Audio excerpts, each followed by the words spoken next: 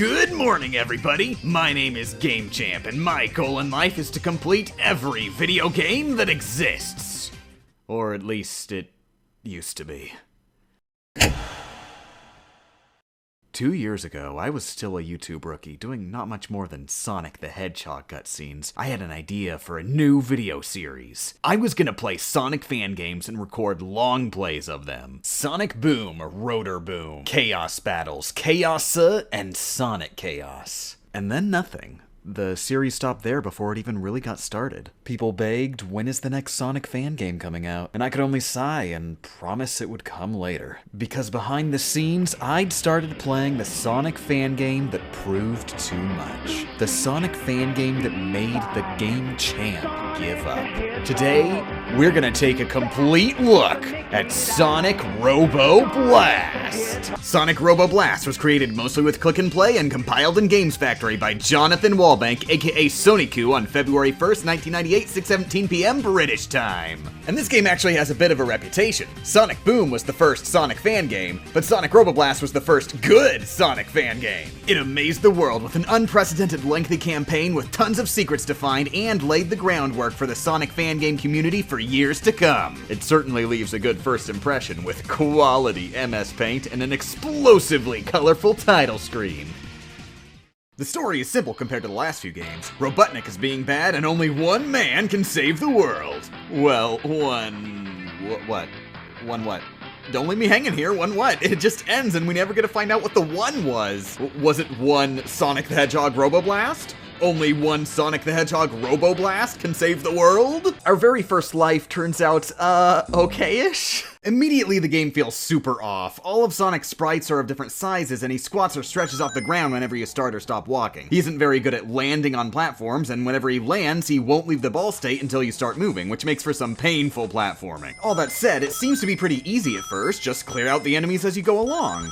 But you might notice something off. There's actually a glitch in the game where, when killing enemies, there's a random chance that you might take damage for no reason. And yes, the developer was fully aware this glitch existed and continued developing the game with it intact anyway, placing enemies all along the main path, forcing you to jump into them when he knew the player would inevitably be taking damage out of their control. I can't be too mad at the dev though, they actually call him Robotnik in-game. They also didn't account for the character's overlapping text boxes. After Sonic briefly turns into Knuckles, we move on to the Great Forest Zone, which ups the ante. Now, not only do enemies hurt you when you hurt them, they constantly spawn projectiles, which always hurt you if you touch them.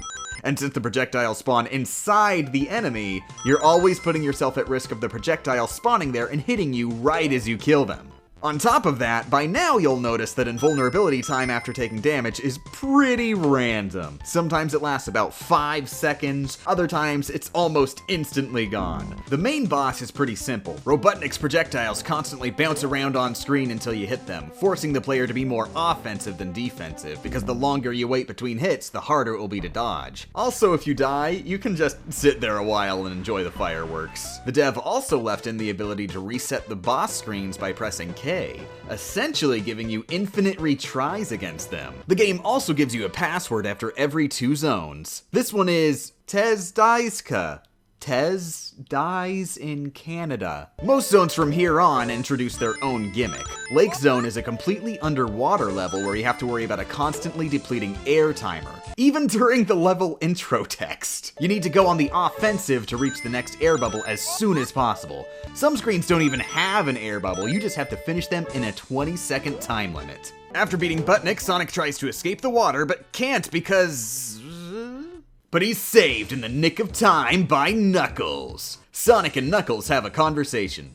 I couldn't say what that conversation specifically entails, considering Sonic's text is blue on a blue background, but the gist is Knuckles wants us to know he exists. Ice Palace introduces turrets to the mix, which are invulnerable and constantly spit out projectiles, making navigation just that much harder. Act 2 also introduces some minor puzzle elements, where you need to find and interact with switches to unlock the path forward. After blowing up Ice Palace, you'll bank your next checkpoint with a new password. No, Ken. You lack. In Volcano Zone, we're under a 300-second time limit to finish the entire zone. There's enemies all over the place spamming projectiles, one-hit KO lava traps, and ridiculous pinpoint platforming challenges. After finishing that death trap, you go to Echidnapolis Zone to play as Knuckles. And see an ominous vision of the future. Echidnapolis is something of a break level. Enemies aren't shooting projectiles anymore, and the level design is quite a bit simpler. The new gimmick here is Knuckles can swim. Just look at that lovingly crafted swimming animation. The developer didn't think their swimming sprites were good enough, so they just didn't include any whatsoever. Mash jump to beat the boss and obtain your next password, Suso Nowhere. Flying Lab Zone's gimmick is crushing blocks, which automatically kill you if you stand under them while they move down. Sometimes. It's not really very consistent. And here we also fight Mecha Knuckles. His strategy is, well, to lose. We now find out Metal Sonic is finally awakened in Mechanical Madness Zone. This guy is a jerk. Hanging out at the top of the screen, moving ridiculously fast, firing projectiles, and you're only given 2 rings. You can only hit him with your maximum jump height at his lowest arc, and you can't jump that high without standing still. And the worst part, you can't press K. And this is where my story ended 2 years ago. If I can't press K, I can't reset the boss fight. Without that exploit, I have to do it legit. 3 lives, 3 lives! 2 acts! I can't even get halfway. If I can't beat Metal Sonic, I can't beat Sonic Robo Blast. Yeah, no, of course it doesn't end there. I beat him this time. But Metal Sonic isn't out of the game yet. He stalks you throughout Mechanical Madness, forcing you to juggle yourself on a platforming challenge with a platform that has a tendency to, eat you and racing you up the screen. If he reaches the top before you, it's instant death. Win the race with Metal Sonic and you'll be allowed to face him in a rematch. Luckily, this fight is way easier than the first one. Like, this is what I was afraid of? There's more than a dozen rings around the level. Even if you get hit every time you hit him, you are covered. With Metal Sonic finally defeated once and for all, we can finally get a new password, Chevelson. Nothing can stop us now. Except maybe Retropolis Zone. This is hell. The SWAT bots here move ridiculously fast and fire projectiles. There's these flying guys that don't fire direct projectiles, but instead create constant, unpredictable hitboxes on the ground. And at this point in the game, it seems like the Killing Dead glitch has ramped in probability to the point around 80% of the time you kill an enemy, you get hit. You have to just assume at this point that when you touch an enemy, you are taking damage. And always make sure you have a plan to have at least 1 ring obtainable after every kill. There's also a glitch that likes to happen a lot here, where the game stops moving unless you give input. This actually happened a couple times during Chaos, leading me to believe that this glitch is a problem with the game-making software itself. You'll just have to accept the fact that sometimes you have to reboot the game for no reason. Luckily, even without the K-trick, the bosses at this point prove to be pretty easy, though the Act 2 boss is kind of a jerk. If you kill him while over a pit, Sonic stops moving, and it counts as a loss. Luckily, Sonic managed to hang on by just a thread. See you in Ring, Satellite, if you do get that. 1 in a billion chance of getting past the Robo Base. Of course, by now, I'm used to the first screens that try to screw you over and kill you in less than a second. After the tricks and traps of Robo Base, we'll fight Mecha Sonic and follow Buttneck's flying chair by hijacking a spaceship. Time to start the game's climax! Space Chase Zone is a complete change of pace, a shmup level. There's no auto fire, so you'll have to mash enter. No. What? What? So as I was saying, you have to mash enter, there's no auto fire, and the enemies are constantly barraging you. The level takes an entire 15 minutes. By the end, my arm was in pain. I actually switched to a controller and used joy-to-key every time I had to replay here after a game over. I don't think I could handle mashing with my left arm like that again. Ring Satellite is the final platforming stage in the game, littered with super fast golden swap bots and ceiling-mounted turrets. But by this point, there's no platforming challenge Buttnik could possibly throw at us.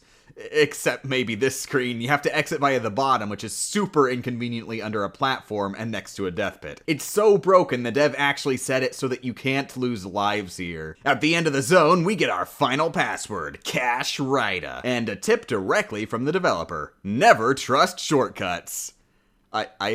I have no idea what they're talking about. It's literally just a boss rush. Luckily, it's just a grab bag of bosses and not every boss in the game. You'll have to fight 2 bosses simultaneously, beat bosses before a spike trap falls on you, and beat a random Buttnik boss, and finally make your escape as Buttnik chases you in space. This final boss literally just consists of not sitting still for a few minutes. Buttnik shifts color to let you know you're successfully not standing still, and eventually explodes! With Buttnik lost in space, Sonic heads home and the end credits roll. Last thoughts? Sonic Robo Blast is a terrible, terrible game that, while not well designed, offers an insurmountable challenge, which feels great to finally surmount. Not to mention, it's impressive how much one Sonic fan managed to get done in their own free time with the limitations of 1998 software. This isn't some incomplete jumble of levels. As glitchy as it is, this is a real, completed video game. And we're not even done yet! After the credits, you get access to 6 shorter post-game zones, requiring you to find secret exits to make your way to the ultimate reward, the actual 100% real Hidden Palace zone from Sonic the Hedgehog 2. I have no idea how Sonic-U managed to wring the original level map out of Yuji Naka, but they managed, and the real Hidden Palace zone is finally here for Sonic fan gamers to enjoy. Our final reward for finishing Hidden Palace is an outtake reel where the MS Paint drawings flub their lines. After watching it, Sonic Robo Blast is officially complete. Oh, see you on the next episode, where we'll find another long-lost game and take a complete look.